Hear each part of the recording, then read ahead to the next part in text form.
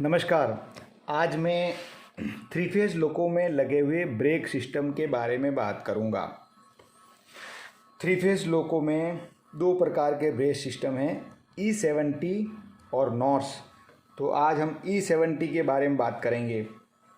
Three phase लोको में WFP7, WAG9, WAG9H में दो MR और एक AR होते हैं। MR मेन रिजर्वायर और ऑक्सिलरी रिजर्वायर, वो लोको के अंदर ही मशीन रूम में लगे होते हैं। और WFP5 लोको में 3 MR और एक AR होता है, वो अंडर फ्रेम में लगे होते हैं। सभी MRओं को मेन कंप्रेशर के द्वारा ही प्रेशर बना के भरा जाता है। तो सब में दो दो कंप्रेशर होते हैं, कंप्रेशर भी अंडर फ्रेम में लगे होते हैं। अनलोडर वाल्व होते हैं इस लोको में, वो भी अंडर फ्रेम में लगे होते हैं। और अनलोडर वाल्व के पाइप पहले क्या होता था कि जब अनलोडर वाल्व कभी किसी खराबी कारण अटक जाते थे तो प्रेशर लगातार लीकेज होता रहता था। तो अनलोडर वाल्व के थोड़ा सा पाइप निकाल के बाहर अंडर फ्रेम में ही कॉक दिए हुए हैं। कभी ऐसा हो जाए कि MR प्रेशर नहीं बने तो अंडर फ्रेम में जाके भी हमको जांच करनी चाहिए कि प्रेशर कहाँ से लीकेज। ये अगर अनलोडर वाल्व से लीकेज होगा तो प्रेशर जब कंप्रेसर चलते हैं तब भी मालूम पड़ेगा। कंप्रेसर बंद हो गए फिर वो लीकेज मालूम नहीं पड़ता है। तो हाथ रख कर देखना है, अगर वहाँ से लीकेज हो रहा है तो दोनों अनलोडर वाल्व के बंद करने के लिए कॉक लगाए हुए हैं। तो जिससे लीकेज हो रहा है उस कॉक को बंद करके हम अनलोडर वाल्व को आइसोलेट कर देंगे, तो वहाँ से फिर MR प्रेशर ड्रॉप नहीं होगा। तो इस थ्री फेज लोको में कुल 6 प्रकार के ब्रेक होते हैं। Automatic train brake, loco brake, parking brake, anti spin brake, regenerative brake और हैंड ब्रेक। तो इनमें से एंटी स्पिन ब्रेक पूरी तरह से अभी आइसोलेट कर दिया है, इसके लिए इसके बारे में हम बातचीत नहीं करेंगे। और हैंड ब्रेक तो जो न्यूमेटिक अपने कन्वेंशनल लोको में होता है, हैंड ब्रेक मैकेनिकल जो चैन से लगता है, वैसा ही हैंड ब्रेक थ्री फेज लोको में WFP7 लोको में लगाया हुआ है। तो उसके बारे में भी बातचीत नहीं करेंगे। हैंड ब्रेक लगाने का और रिलीज़ करने का तरीका हम लोग जानते ही हैं। बाकी जो 4 ब्रेक बचे हैं उसके बारे में बात करेंगे। तो सबसे पहले ऑटोमेटिक ट्रेन ब्रेक के बारे में बात करते हैं, यानी कि A9 के द्वारा जो ब्रेक लगाया जाता है, यह अपने आप BP प्रेशर ड्रॉप होने से जो ब्रेक लगता है। ब्रेक सिस्टम के सभी कार्य ब्रेक इलेक्ट्रॉनिक्स द्वारा ही मॉनिटर किए जाते हैं। इसमें क्या है कि कंप्यूटर कंट्रोल लोको है। तो A9 के द्वारा भी जब हम ब्रेक लगाएंगे तो कंप्यूटर के द्वारा ही कंट्रोल होगा। इसमें A9 ऐसा है कि जब हम A9 के द्वारा ब्रेक लगाते हैं तो उसमें प्रेशर ड्रॉप होने की आवाज़ नहीं आती है। जैसे कन्वेंशनल लोको में कैसी आवाज़ आती है, इसमें A9 में ऐसी आवाज़ नहीं आती है। इसमें ब्रेक इलेक्ट्रॉनिक्स कोई भी अगर हम गलत कार्य करते हैं तो ब्रेक इलेक्ट्रॉनिक्स नाम का एक अलग से इलेक्ट्रॉनिक्स है, वो कार्रवाई करता है और P1 का मैसेज आ जाता है और इमरजेंसी ब्रेक लग जाती है।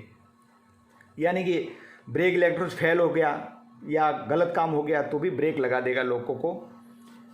और ब्रेक इलेक्ट्रॉनिक्स का एक MCB होता है, वो SB2 में लगा होता है 127.7।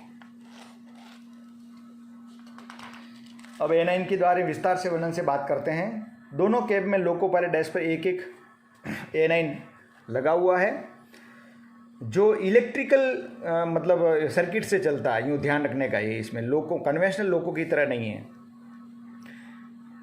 इसकी अलग अलग पोजीशन के अनुसार अलग अलग संकेत भेजता है कंप्यूटर पे और उसके अनुसार से ब्रेक लगता है।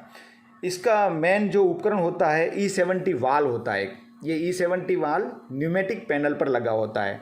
तो जब हम A9 को ऑपरेट करते हैं तो E70 वाल्व ऑपरेट होता है और वहाँ से सारे फंक्शन होते हैं।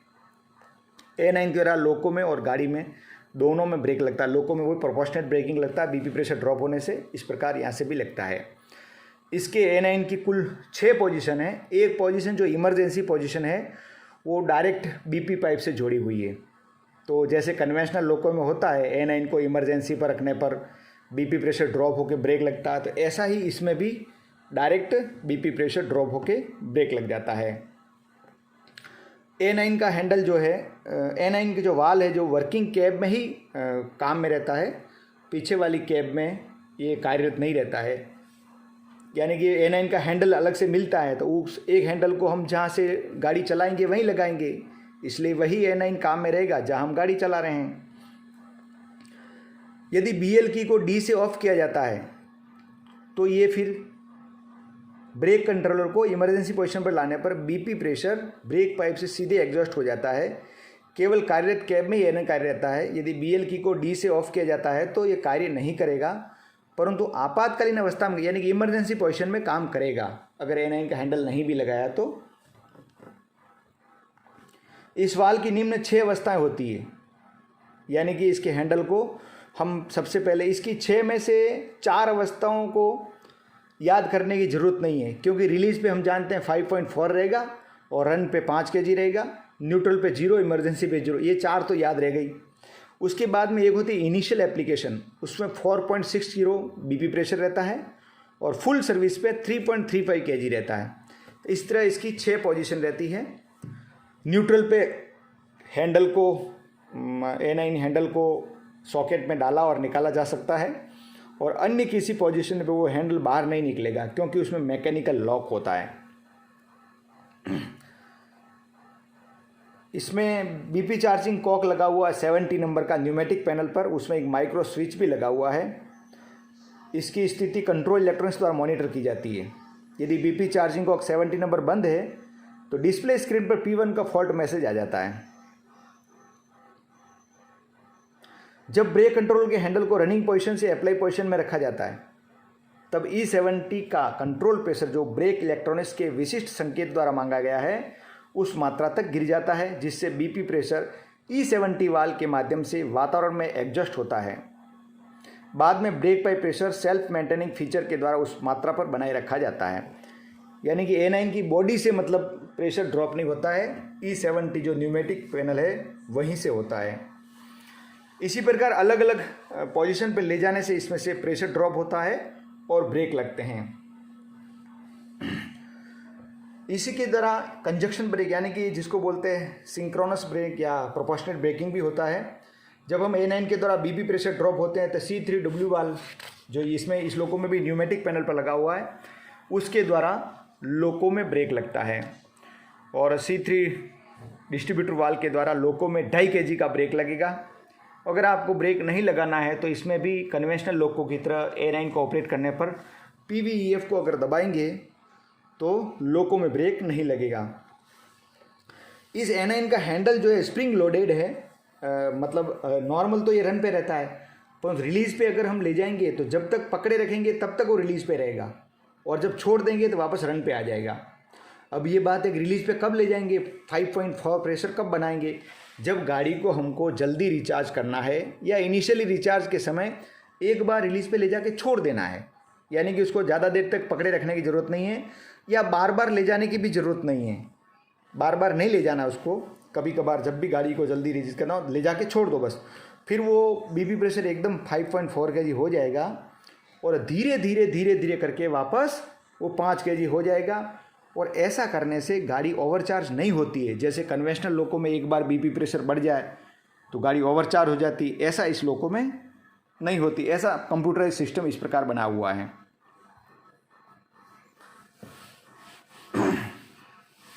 इसमें जो हैंडल है न्यूट्रल में ही अपन डाल सकते हैं और न्यूट्रल में ही निकाल सकते हैं।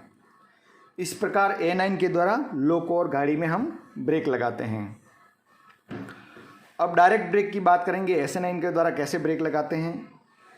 SA9 वैसा ही है जैसा हमारे कन्वेंशनल लोको में है, इसमें एप्लीकेशन और रिलीज पोजीशन होती है, और SA9 के द्वारा 3 फेज लोको में जैसे P7 है, G9, G9H है तो इसमें 3.5 kg प्रेशर जाता है, और WAP5 है तो 5 kg प्रेशर जाता है।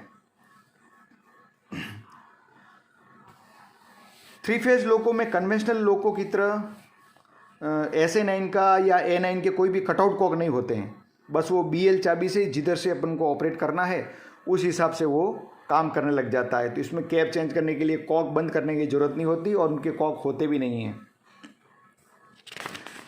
जो अपने C2H29 होता है कन्वेंशनल लोको में, इस तरह यहाँ पे एक D2 वाल्व होता है जो न्यूमेटिक पैनल पर लगा होता है, और वो 3.5 kg का प्रेशर ब्रेक सिलेंडर में भेजता है। इस तरह इस लोको में A9 और SA9 के द्वारा ब्रेक लगते हैं और रिलीज होते हैं। तो मैंने ये शॉर्ट में आपको बताया है। धन्यवाद दोस्तों, मैंने और भी जो 3 फेज से संबंधित वीडियो बनाए हैं वो प्लेलिस्ट में जाके आप प्लेलिस्ट में ओपन करके देख सकते हैं। और दोस्तों, ऑडियो की एक खबरी ऐप है, उसका लिंक मैं इस वीडियो के अंत में डिस्क्रिप्शन में डाल दूंगा। तो आप खबरी ऐप पर जाकर भी मुझे फॉलो कीजिए। वह बहुत अच्छे अच्छे ऑडियो हैं जो आपके जीवन में बहुत लाभदायक हैं। धन्यवाद।